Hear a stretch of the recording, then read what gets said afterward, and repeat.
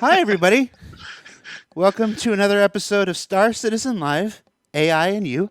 I'm your host, Jared Huckabee. And if you've never seen Star Citizen Live before, it's where we take about an hour out of our day to...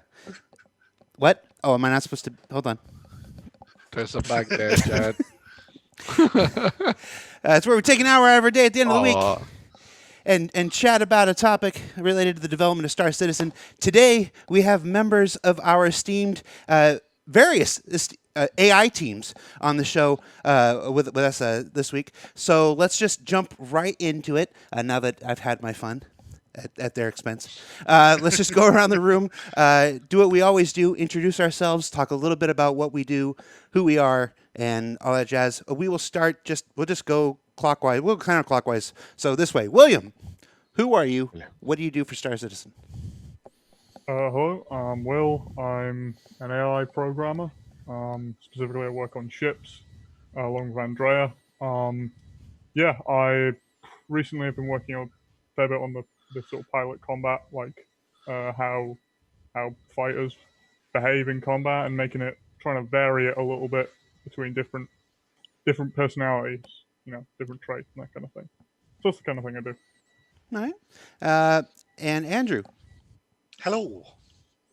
I'm a senior gameplay programmer. I work on the social AI team, but I'm not very social. I'm quite shy. And I'm currently working on some stuff for Squadron 42 to do with people eating and drinking in the mess halls. So we've got lots of social behaviors and using lots of machines like food dispensers and getting the right knife and fork, which we've had a lot of discussion about the way that your perfect place setting for sitting at a table, but that kind of stuff, and all of the AI behaviors to do with that. So that's what I'm working on. Okay. Next up, Andrea. Who are you and what do you do for Star Citizen? Yeah, I'm an AI programmer in the Frankfurt office, and my work focus mainly on ship AI.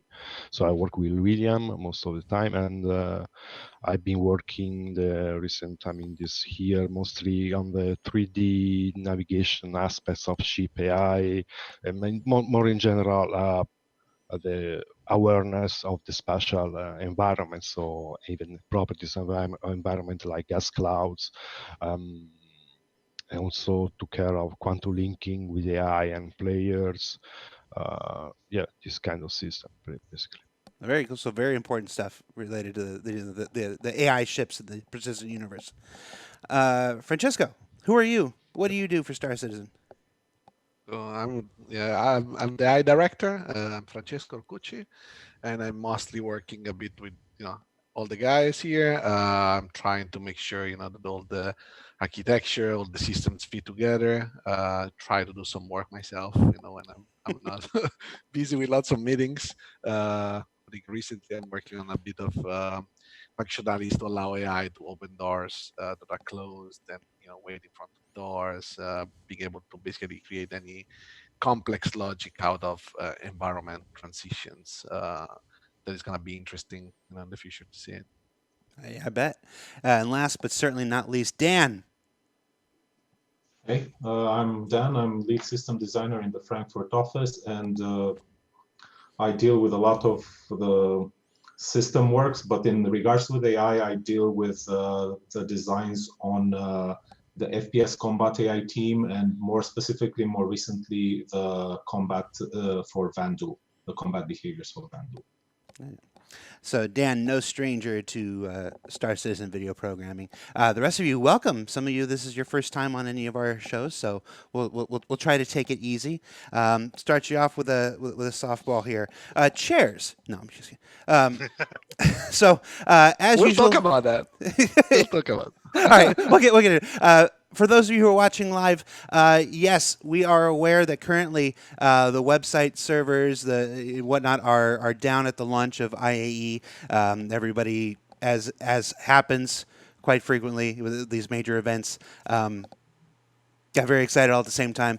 We are here doing this show. I don't have any formal updates for you. I don't have any any information to give you other than what you already have, other than to say that there are top people who aren't doing a show right now who are all working on that. And if we have any updates during the course of the show, we'll be sure to provide them for you. With that, the subject today is AI and you, basically all the ways that AI is being used currently in the persistent universe and maybe some of the things that we're working towards in the future. If you're watching live, you can submit your questions in one of two ways. You can either put your questions in the Twitch chat, prefacing your question with the word question in capital letters surrounded by brackets. That's going to help our community management team pull it out from the chat. You can also do the same on Spectrum. Well, you could if Spectrum was working. So we'll just stick to Twitch chat.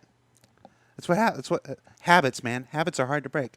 As usual, we also collected questions throughout the week on Spectrum where folks could submit their questions and then vote them up. So as usual, we are going to start in on some of those as some of the live ones are curated and pulled in. All right, you said it. Let's just start with chairs. Sounds good. What happens? Why does this happen? So yeah, I mean, we had like, funny enough, like this type of bug is like visually always looks similar, right? So I think since the beginning, I think really probably it's one of the oldest bug we have. Like I think it's like maybe 4 years ago started to, we started to have like people standing in the chair. And the bugs that it was at that time is completely different from the bugs that we have right now. We started with having, I think one of the first one I remember was there was something to do with the animation that when the look pose was actually kicking in and causing the body to turn, then it would go on basically full body animation would kick in and it would just detach the thing from the chair or the couch, So there was one long time ago. And then I think for a while we've been like quite in a good shape. And then, we started with object container streaming. And this is where I think we are starting to find more sync issue in a sense. So basically, for people who don't know, right, the chairs in Star Citizen are pretty much usable, what we call usable. And what usables are pretty much just the representation that the AI has of how to interact with the world. So like a chair is pretty much just an object where you can sit. And to achieve that, what you do is like there is one part that is on the I code that basically says like, oh, there's something where I can sit. So how do I need to arrive to start to play the animation to enter into the chair, and then I play my idle on top of the chair. Then there is this coupling of these two objects that is the character and the chair, right? And then what happens is there's the streaming code that can happen at different times, right? So when you are part of the chair right now, you're also part of the aggregate of the environment. So when the environment streams out, ideally what it should happen is that the attached object should first stream out, that is like usually the character, then the environment streams out, and then when we streams in, the environment streams in, and then the character streams in as well, and he knows that it should be attached to the chair, and then the kind of request gets propagated to the different components of the character, and then the component decides to reattach it and put it in the right state. Right now we are like these components, we are fixing them, some of those, and we're fixing, of course, one at a time. When we find a bug, we fix it. So far, we found that there were some issues with the fact that initially the usable were detaching the character before streaming out. So at that point, it was like, yeah, we have lost the information. It's like when you restart, you don't know anymore. That was one. Then I think we had the sync on the events that were coming from the networking. We fixed that. Then we fixed another bug that basically was always related to the order of synchronization. So basically what would happen was that some characters could just try to stream in longer time. And what happens is, in the meantime, some other character that streamed in earlier, it was not attached to a usable, might steal the usable from the character that should stream in, right? So in a sense, some of those bugs won't really be so important in the future once we have the simulation and once we have all the server mesh, because it won't matter that the AI is actually sitting there, right? The simulation will take care of saying, you know what, it should not be sitting there on the chair, or actually the chair should be reserved for this guy. And if the guy is removed, then it will just be cleared, right? Because the other issue that we had is like, if we reserve that spot, we can't guarantee that actually that character streams back in, because there are characters that might be dynamic, right? So maybe the chair then remains forever reserved and then actually never comes into play. So we actually already added like some code that basically handles that.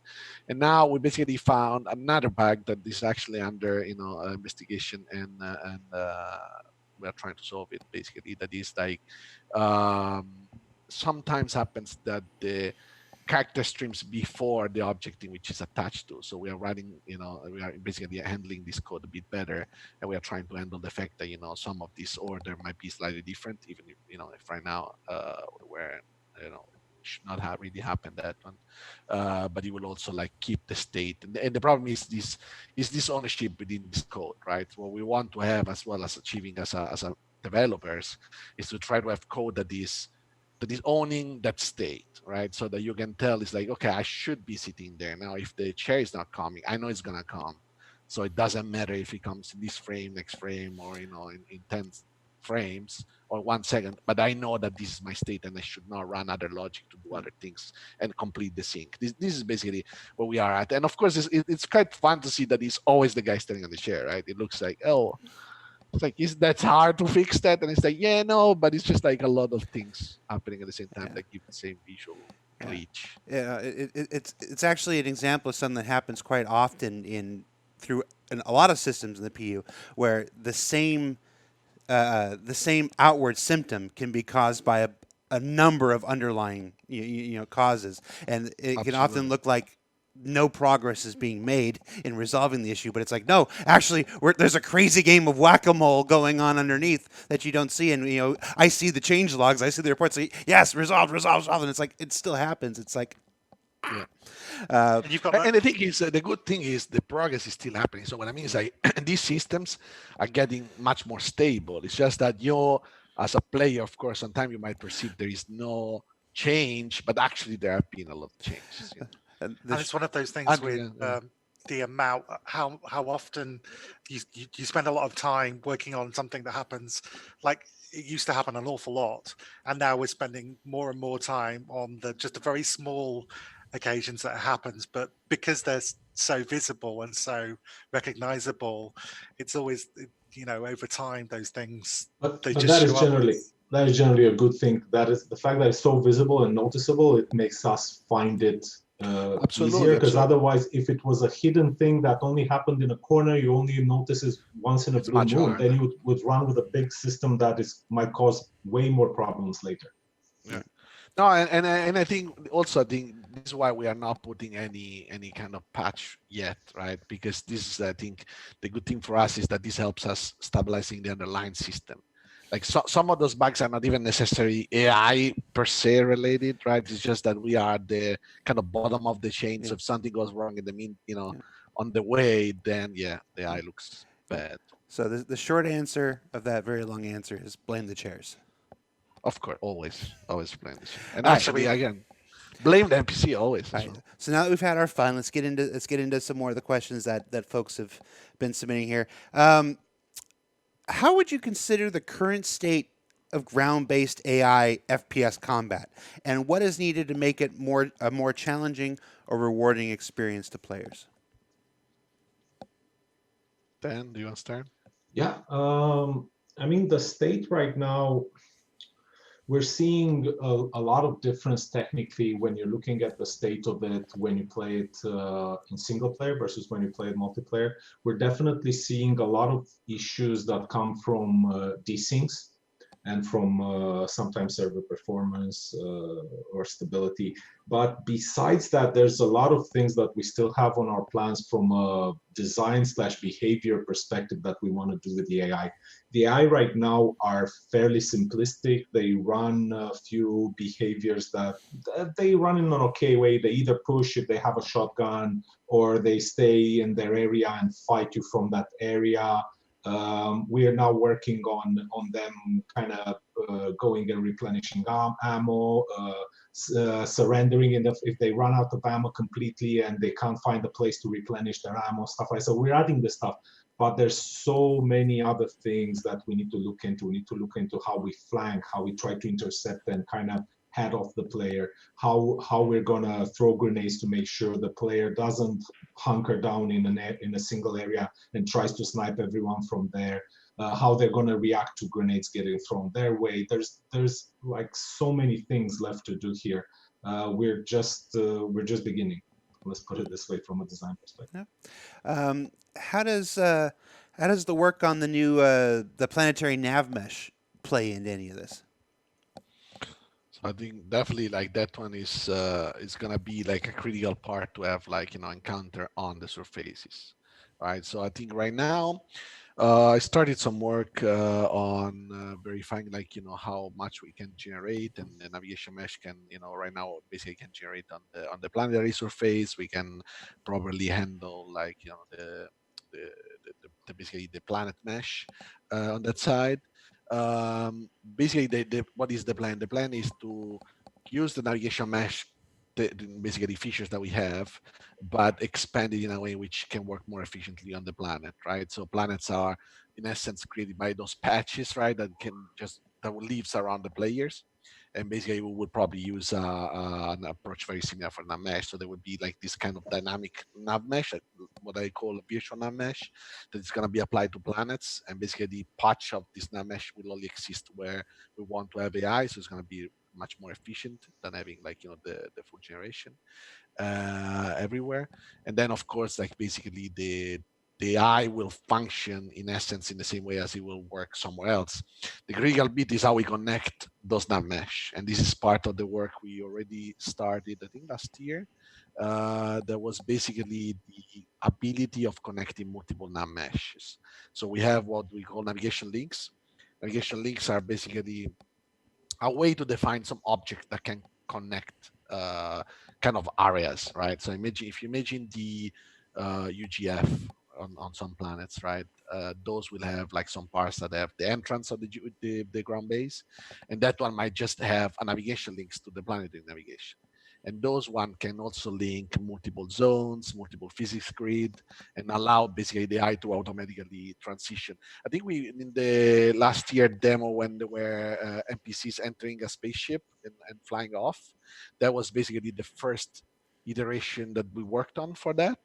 And you could tell basically the spaceships land, opens the door dynamically links to the navigation area that is physically placed on the object container that is placed on the planet. Mm-hmm. But then these two things dynamically link when the door is open in that environment. So the eye can find the proper path, can enter, can transition between the different grids, and then you're going to disconnect it and going away. So this is basically all these little pieces are going to be just going together to just create this experience on the planet as well.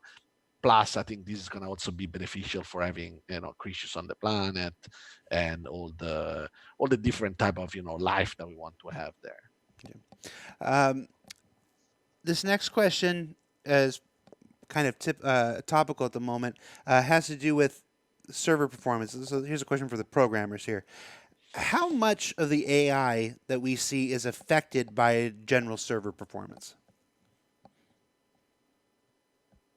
There is quite a bit. Maybe I think Andrea or Will can also, talk about some example of the spaceships. But for example, if you look at the bartender right now, let's take one social example, right?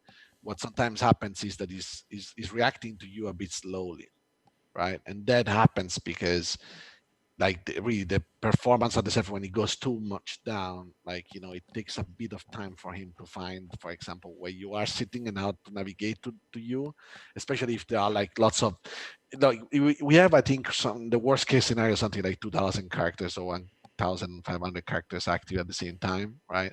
And one server, and that is quite a lot for like basically what we do is like to not go too much heavy on the server. We of course distribute calculation over time, but that means that if you have so much so many requests at the same time, it just takes more time to receive the results. So of course that one is going to be for that beneficial, like the server mesh. Mm-hmm.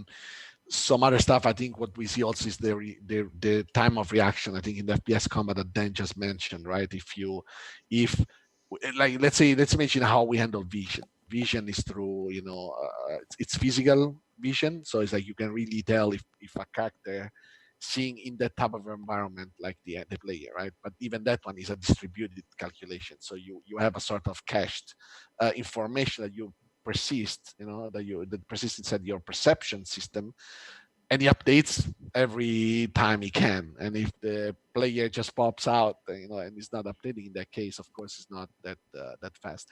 We introduce some stuff, like, for example, having some sort of priorities for people next to the players and stuff like this. But when the server is really heavier use, there's too much usage there, then of course it's like not that easy to make it snappy as it would be in a single player, in a single player experience.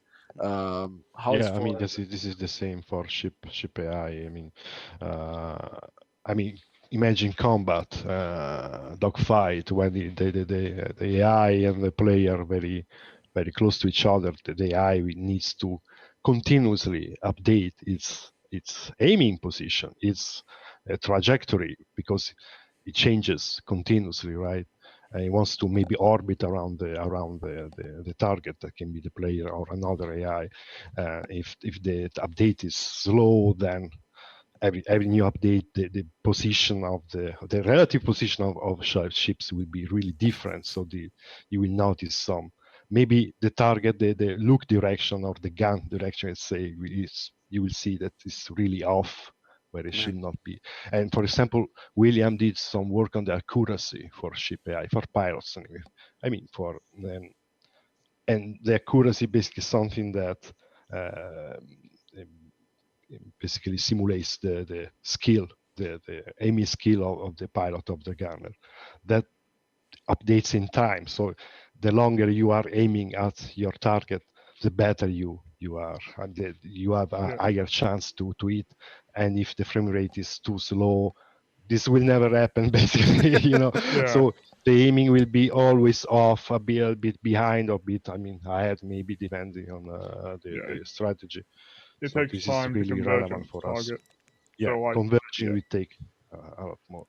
If the frame rate's low, then it's not based on the frame rate. Obviously, it's based on it's not based on like per tick you add this much, but it's like it's not based on the tick, it's really based on the time. But it's it's still like it's still like if you have one update that's per second, right? The player does so much, because the player is not updating at one time per second, right?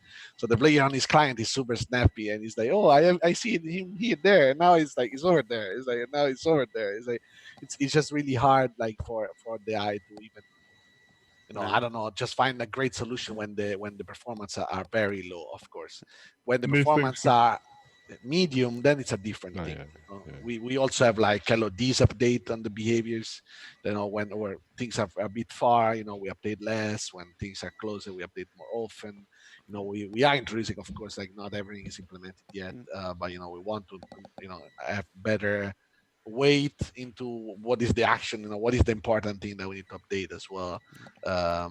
Eventually. How does that affect the way that you program? Do you program this stuff for an ideal situation that maybe sometimes isn't always there, or do you have to adjust your workflow based on the current state of things? I think it's a bit of both, right? So I think there are things that you need to do in the ideal case, like combat needs to be the ideal thing in the sense that you want to have it the snappy decision. You can't. Of course, like even in combat, you have different approaches. For example, if you go into cover, right? Cover is a state where you can survive there, right? It's like I'm just in cover. I can make my calculation a bit slower while I'm actually doing some short-term decision that maybe is not based on whatever requires like high performance. And it's the same with social, right? With social, it's like if I have a guy standing on the chair, sitting on the chair, basically you can assume that there is a state that can persist and make sense, right? So if that one makes sense, then you can take the time that you have. Like imagine like you have a guy reading a book. If he stands 5 seconds, in 5 seconds or in 10 seconds, it's not really important, right? Each state can communicate what he's trying to do no matter what. And basically the idea of writing behaviors is a lot about this. It's a lot about you might stream in any usable, right? You might start in any usable as a starting point. And then you might need to decide what is the best thing you can do. And the best thing you can do first can take a long time to, or like enough time, basically, to be decided. and also it might not never you might never find the optimal thing you want to do, right? You need always to react. The player could do everything, right? Maybe you are a janitor, you want to take the broomstick, and then the player arrives still, and then you say, okay, what do you do? So you need always to build your behavior in a way to handle situation, of course. But I think sometimes it's also just bugs that we have due to the server performance that we see. And I would say as well, sorry, that the question is how much of the performance of the AI is based around the server performance, but also the server performance is also based around how well the AI calculation, the performance, the server performance is affect the code of the AI can determine the server performance. So we want things which are going to not slow down the whole server, because the AI, lots of AI are processing the same thing. So for example, with the usable calculations, trying to cache as much information as possible, so that if you have thousands and thousands of characters, they're not going to be slowing down the rest of the server performance and everyone else's experience just because they're calculating something which might be very cosmetic, for example. So it's about not what the server can do for you, but what you can do for the server. Yeah, it's also, I think this is distributed across all the departments, right? It's not just the AI, but it's it affects everything. Even the IFCS cannot really absolutely. So when it's all slow, has consequences. It's every time because we do a lot. In a few places we do predictions. So based on the current position and velocity of the target, what will be in the next frame? It will be maybe here, but I mean, but if it's in 2 seconds, then it's like 1 millisecond, 2 milliseconds. Okay, your prediction is okay. It's fair. It's okay. It's faithful. Not what happens. But if it's 2 seconds, it can be anywhere. I think we'd probably do a whole hour just on how important prediction is to AI.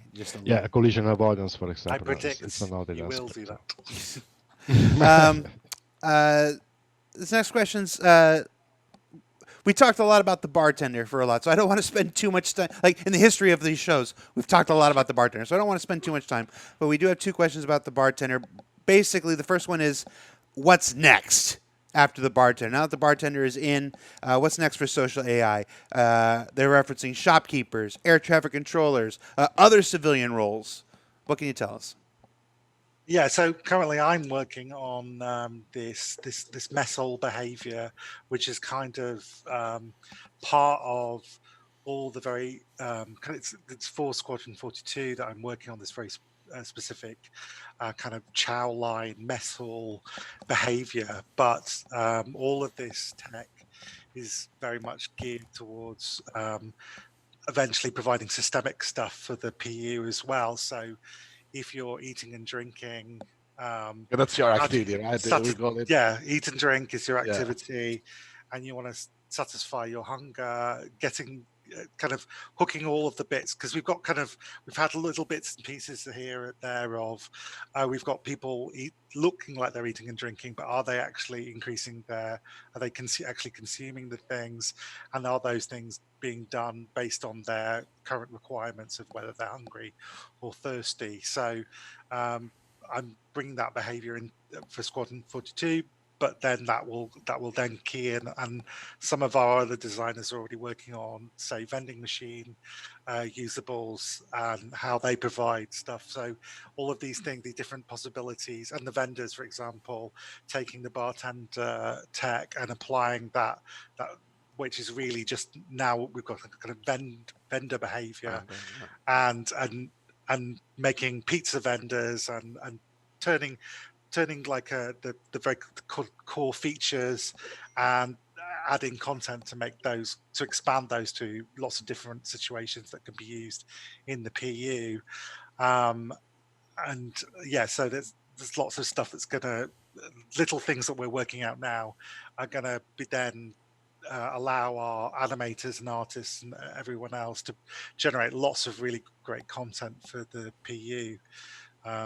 So that's currently what we're working on with social AI. Yeah, we mentioned some other stuff as well, like in the monthly report we write, like for example, we have like some dancing behavior like connected to the what Andrew is working on, right? Like as he said, it's like the activities eat and drink is basically what allows any character to replenish his sustenance pretty much, and for example, if you want to use an arcade machine, a vending machine, sorry, an arcade machine is more for the leisure one.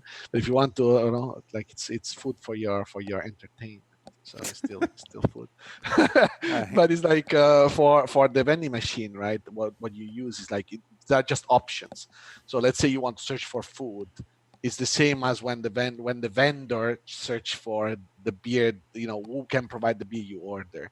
Basically, this is why the vendor was so critical, because he offered so many functionality we use everywhere else, right? And now it's like, you can check. The vendor has the same things. For example, when the patron drinks, he can check how much is the drink going down. And Andrew, you will use the same for when you're eating the food, right? It's like how much food do I still have to finish it? And it's the same with the vending machine. It's like, oh, I want to buy some food. Where is it? It's like, oh, it's in the messel, or it's in the vending machine, or it's in this shop, right? It's like, and then based on where that is, we can execute different type of sub activities that are in essence the part of our behavior tree, behavior flow. It's really more like a behavior graph there.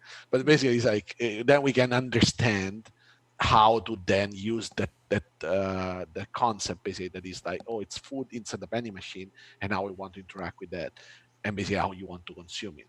And then I think it's just like, and then you can use it to how you want to basically dispose of what remains, right? If you're in the, like what you're working on, Andrew, is like even like bringing back, your tray, and it's the same as like we have like some trash can where if you're eating like a candy bar, right, then you want to throw away your paper, like the wrapping. And I think this is all stuff that right now is possible because of also the bartender, right? Because the bartender takes off the glass, it places it back into the dishwasher. Dishwasher is just something that accepts objects and takes care of this, of cleaning that up. So I think it is really opening up a lot of the doors. Actually, what Dan mentioned as well, the refilling of the ammo clips is the same. So basically, the ammo boxes are just usables that can provide you either bullets or magazines. That's just it.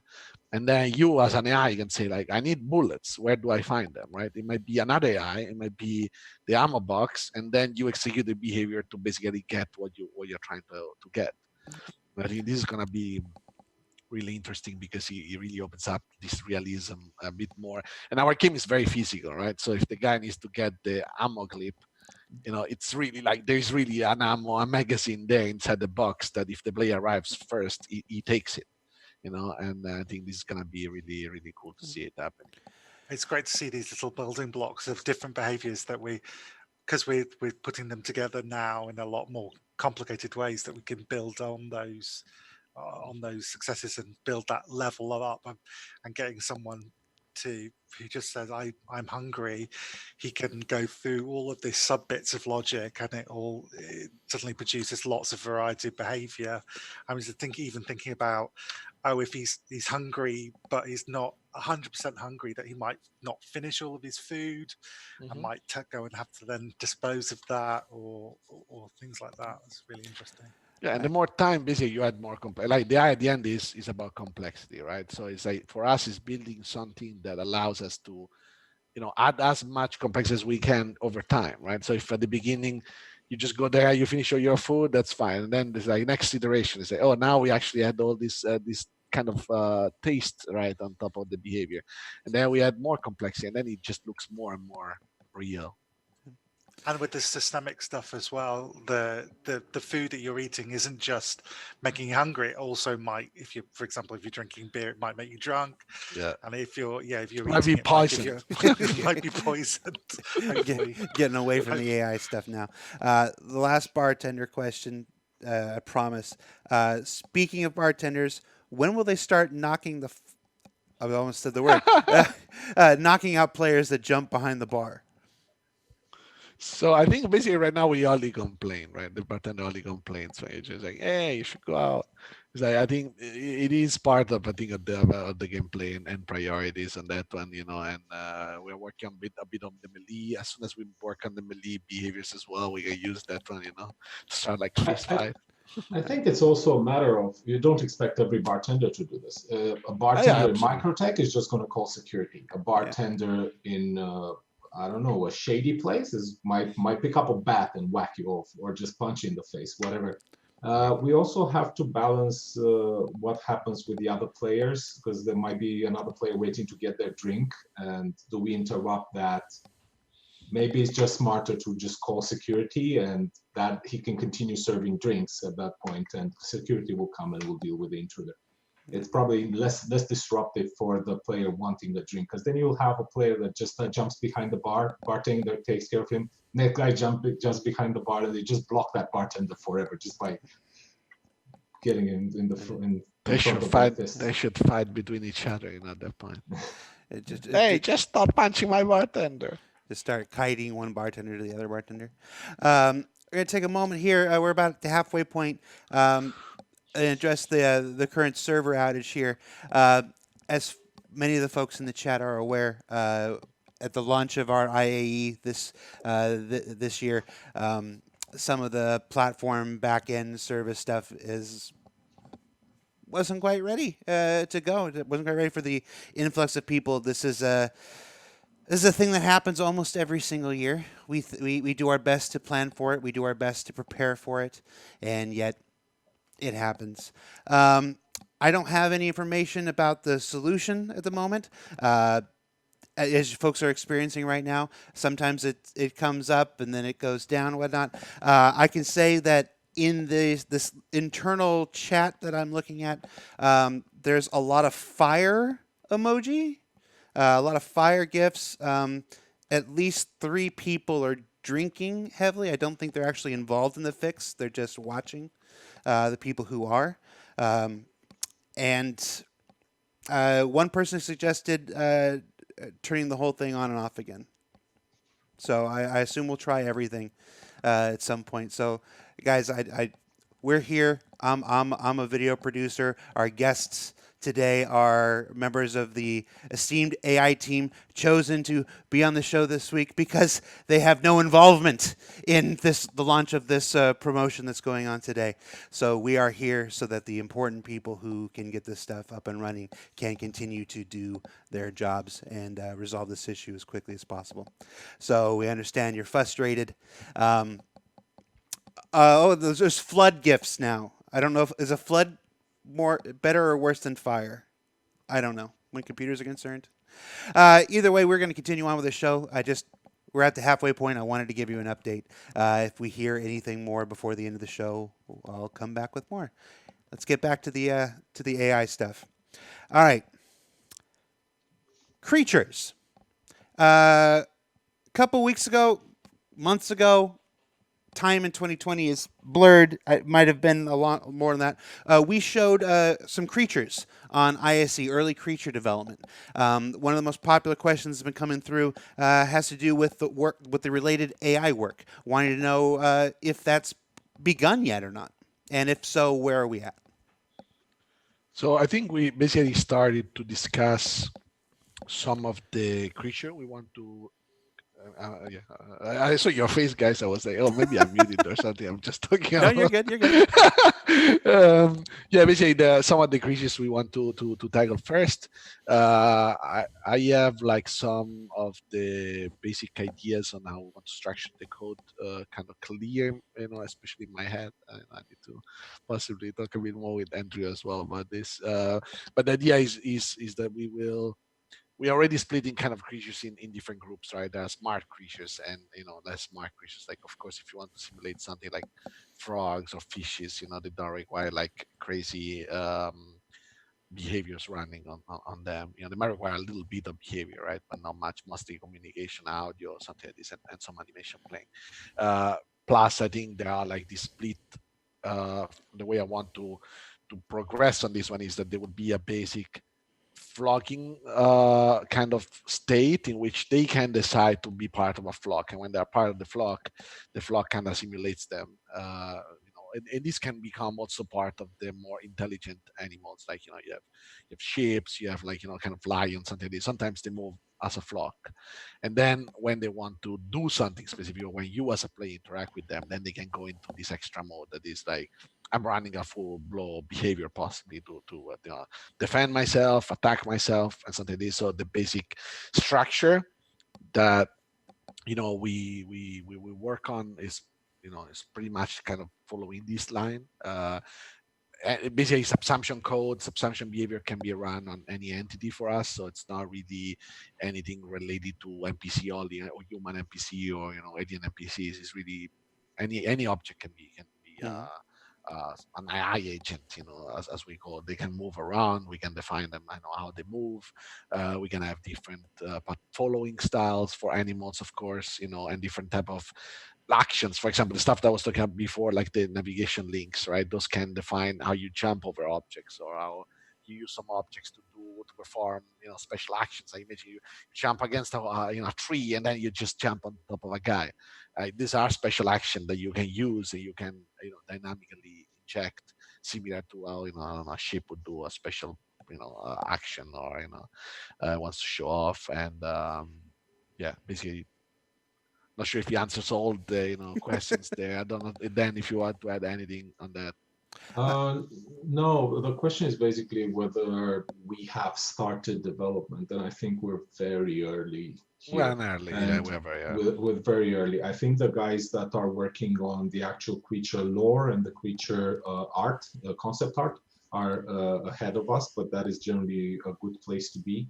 I think the main reason we're where we are now is because we're still focusing on the human. Yeah, it's priority. Which is definitely a higher priority. If this was a hunting game about hunting animals, then animals would have been our priority. But for now, we need to get humans and maybe also some of the aliens needed for Squadron in a decent state before we move to this. Otherwise, we would have to create an extra team, which means we get another. We pull resources from the existing teams, and it would be a risk right now. We'd rather do one thing, do it properly, than move to the next.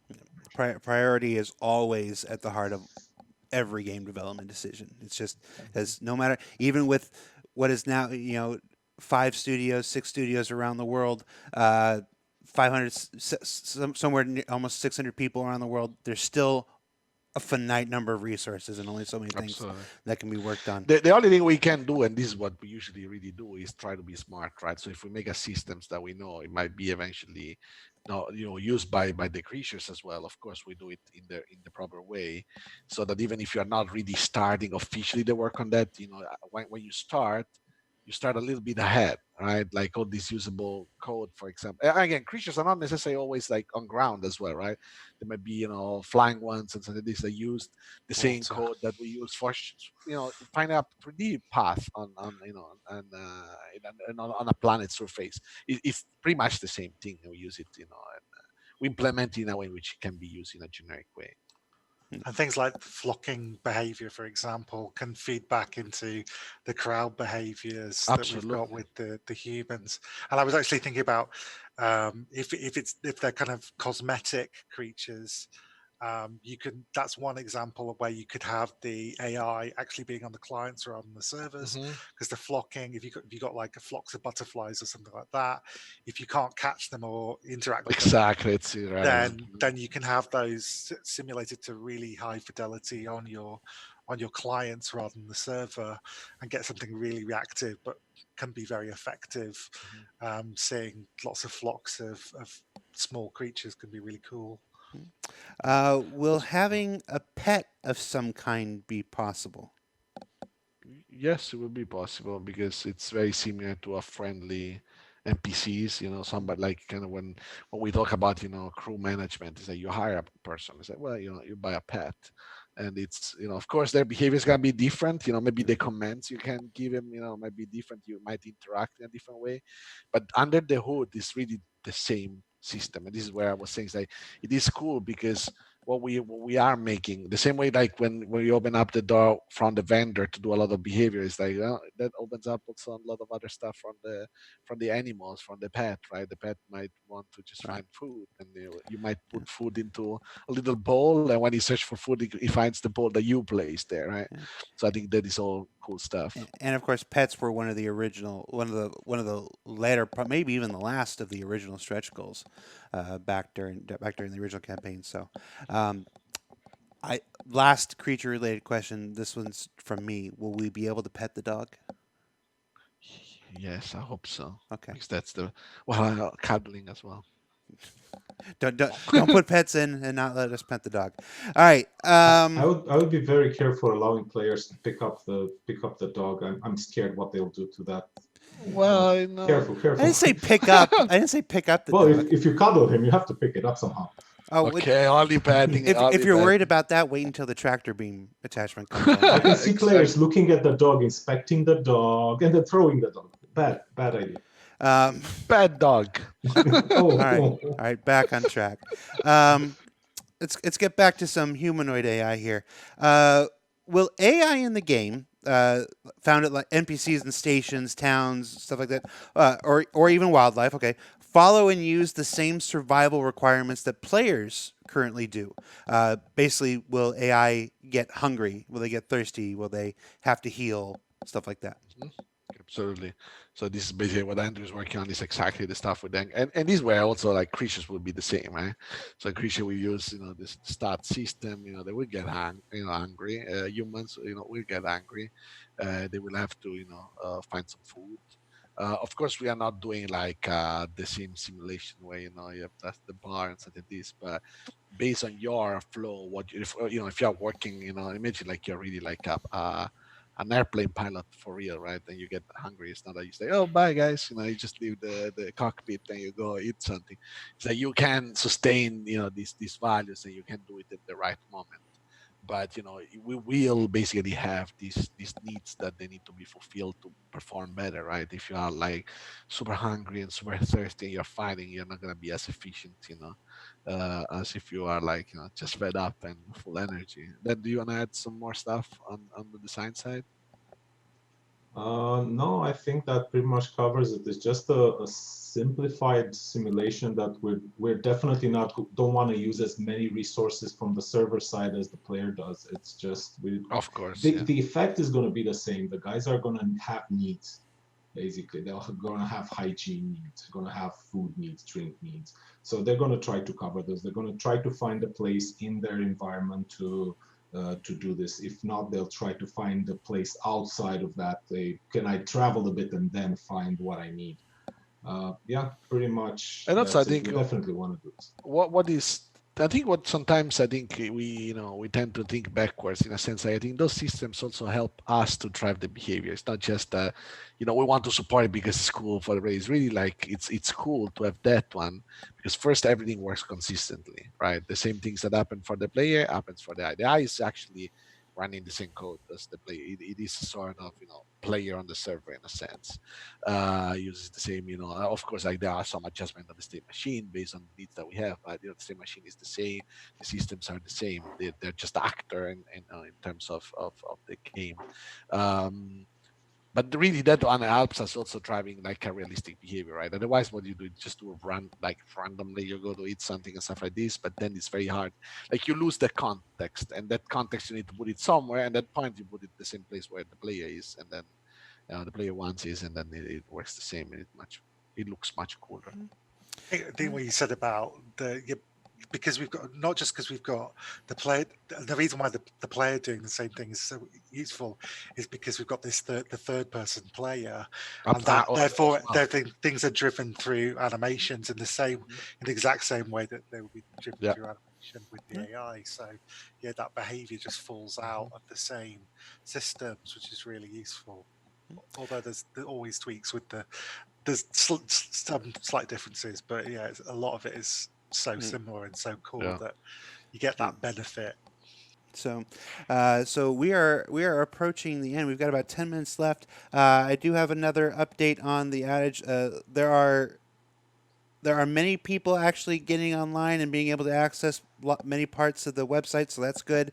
But somebody from the platform team just posted the Indiana Jones and the Last Crusade gif of choosing the wrong grail and their whole face melting away. So that seems less good. So your mileage may vary. Stick with it. They're working on it.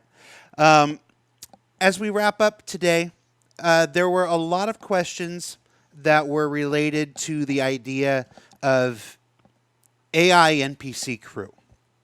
Now we've saved a lot of these for the end. They were clearly the topic that players were most interested in when they submitted their questions. We're going to talk a little bit about that now before we wrap up today. I do want to stress that when we talk about early work and stuff that is farther on the horizon, this is stuff that is farther on the horizon. So what we're going to talk about right now is a lot of our intentions, the things that we want to achieve with AI NPC crew and stuff like this. But as always happens with game development, as other systems come online and as new tech comes available, these things change and evolve over time. So we are going to talk about our current intentions with regards to AI NPC crew. So let's start off by first explaining the difference between AI NPC crew and AI server blades for spacecraft, because they are two very different things, and I think sometimes a lot of people use the term AI interchangeably to mean both. So let's start off with the differential there. I'll take that one. Okay. No one else wants to jump on it. It's all you, Dan. No, they're both AI. They are definitely both AI, especially from our perspective. They are going to be running the same behavior. How an AI needs to aim a gun to shoot down a ship is exactly the same way a human is going to aim that same gun to shoot a ship. The same behavior is going to run through all of this.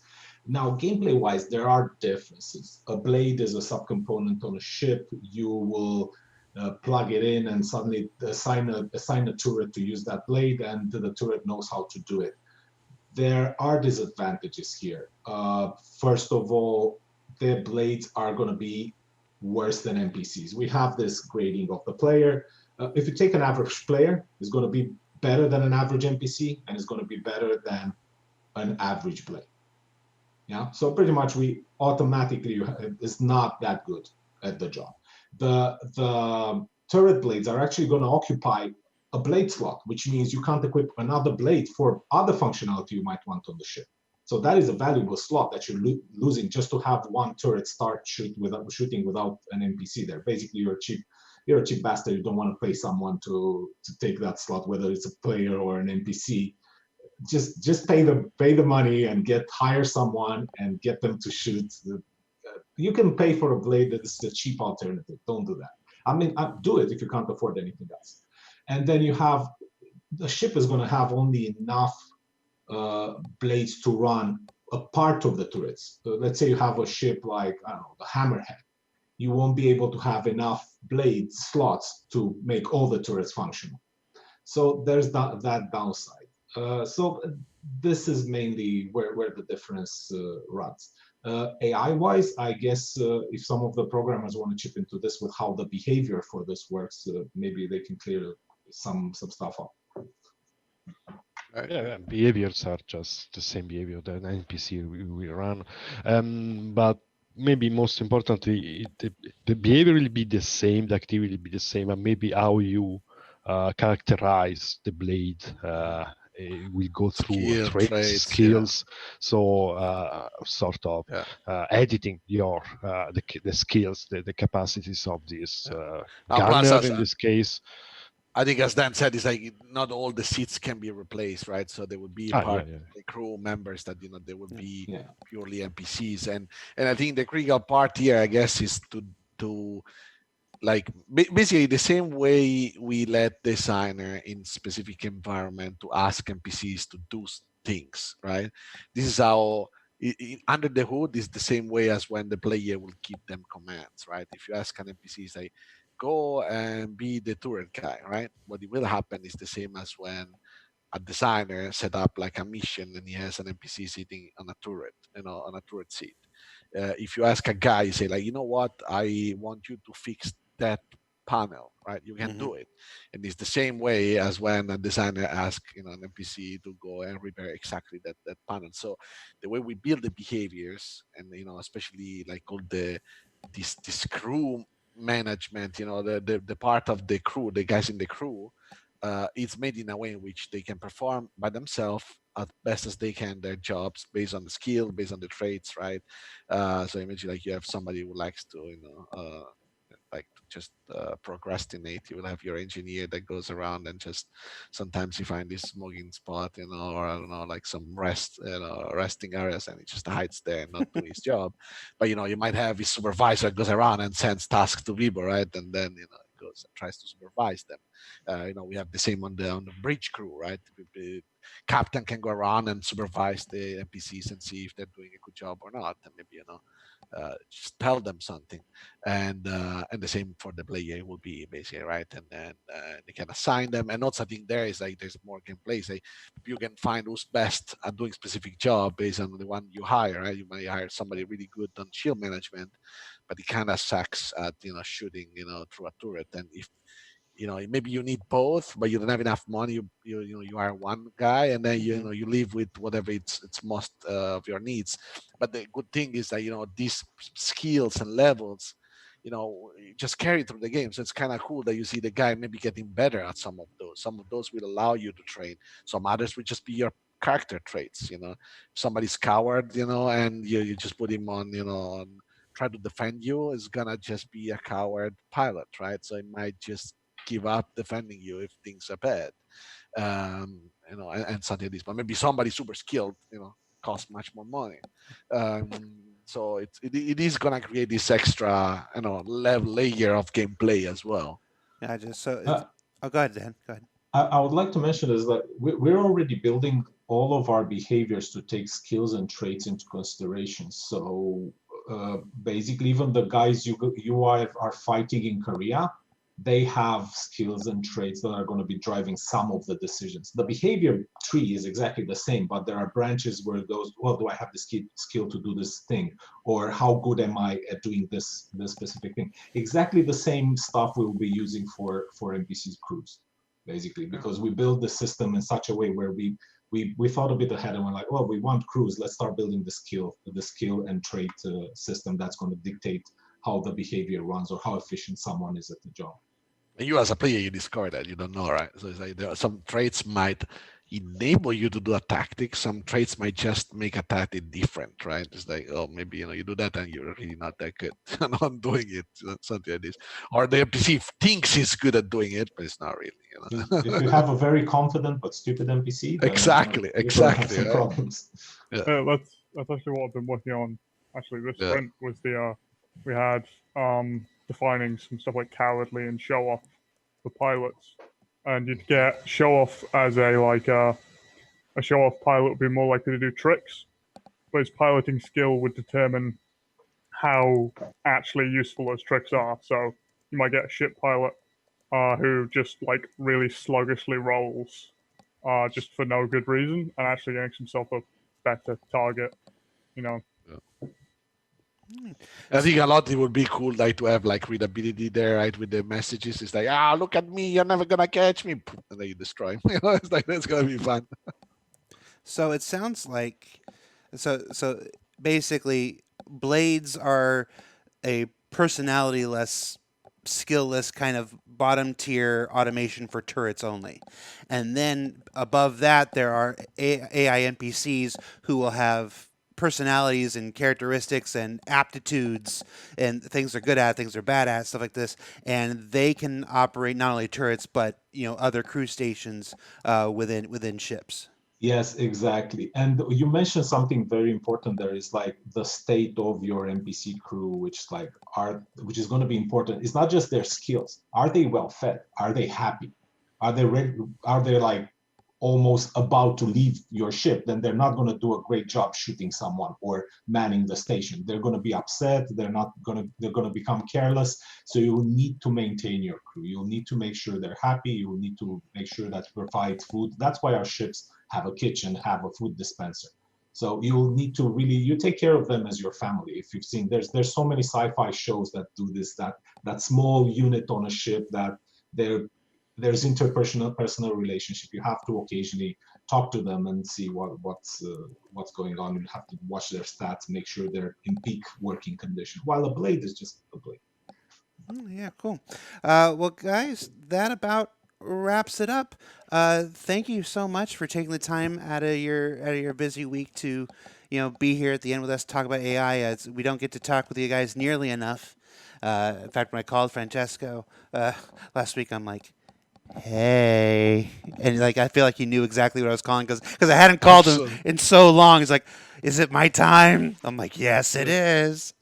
Need to pay the price. Yep. As far as a last update on what's going on, things are beginning to come up now. The publish process is beginning to resume. If you don't know what the publish process is, that's basically everything doesn't turn on. All the aspects of IAE don't turn on at the same time. They're all done in pieces so that we try not to overwhelm the system. The system became overwhelmed in the middle of turning on, so that's why you've seen things like Pioneer War Bond, but maybe not the Pioneer credit, stuff like this, because the publish was interrupted in the middle of its checklist when whatever was happening. I still don't know what's happening. I've been here doing this, but I'm being told that the publish is resuming, so things are coming back online. So we just ask for a little bit more patience as that stuff is coming online. The best place to look for updates is obviously the status page that they have, or you can follow along on Twitter, for instance. I know they're doing a lot of status updates there. So because everything is kind of shady, we're going to forego the raid today and just wrap things up there. William, Andrea, Andrew, Dan, Francesco, thank you so much for being here on the show this week. Allow me to salute you, gentlemen. Oh, no, not again. Damn. Fix it, friend. Fix it. All right. I'll see you later, everybody. Take care. Bye-bye. Bye. Bye.